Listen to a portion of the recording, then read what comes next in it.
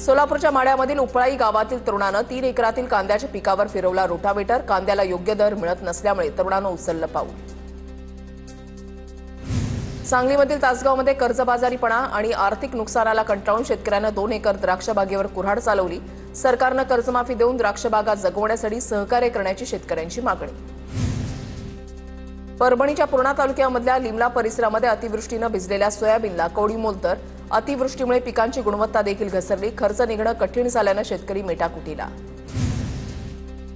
वर्ध्यामधील आर्वी विधानसभा मतदारसंघामध्ये 137 कोटींची नुकसान भरपाई, 70 हजारांवर शेतकऱ्यांना नुकसान भरपाई मिळाली। आमदार सुमित वानखेडेंची माहिती। आर्वीमध्ये सोयाबीनचं मोठं नुकसान। कोपरगाव तालुक्यामधल्या कोळपेवाडी इथे 3 दिवस कृषी महोत्सवाचं आयोजन। कृषी मंत्री दत्तात्रय भरणे यांच्या हस्ते प्रदर्शनाचं उद्घाटन। 3 दिवस चालणाऱ्या कृषी महोत्सवाला सुरुवात। चंद्रपूरच्या जिवतीमधील तहसील कार्यालयाच्या समोर सुदाम राठोड या शेतकऱ्याचं उपोषण।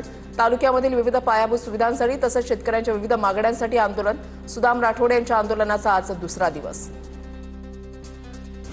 धुळे कृषी उत्पन्न बाजार समितीमध्ये मोठ्या प्रमाणात मक्याची आवक, मात्र मक्याला दर मिळत नसल्यामुळे शेतकऱ्यांची नाराजी। वाशिम कृषी उत्पन्न बाजार समितीमध्ये काल एका दिवसामध्ये तब्बल 14,000 क्विंटल सोयाबीनची नोंद। बिजवाई सोयाबीनला प्रति क्विंटल तब्बल 7,300 रुपयांचा दर, तर इतर सामान्य सोयाबीनला केवळ 4,380 रुपये प्रति क्विंटलचा दर। रास काढण्यासाठी ठेवलेले सोयाबीन अज्ञात व्यक्तीने पेटवले। लातूर जिल्ह्यामधल्या अहमदपूर तालुक्यामधील गोताळा गावामधली घटना। सोयाबीन बनीम पूर्णपणे जळून खाक। गंगाबाई जगताप या महिला शेतकऱ्याचं मोठं नुकसान। नाशिक जिल्ह्यामधील तापमानामध्ये घसरण। नाशिक शहराचा किमान पारा 14.02 अंशांवर तर निफाडचा पारा यंदाच्या हंगामामध्ये पहिल्यांदाच 13 अंशांवर।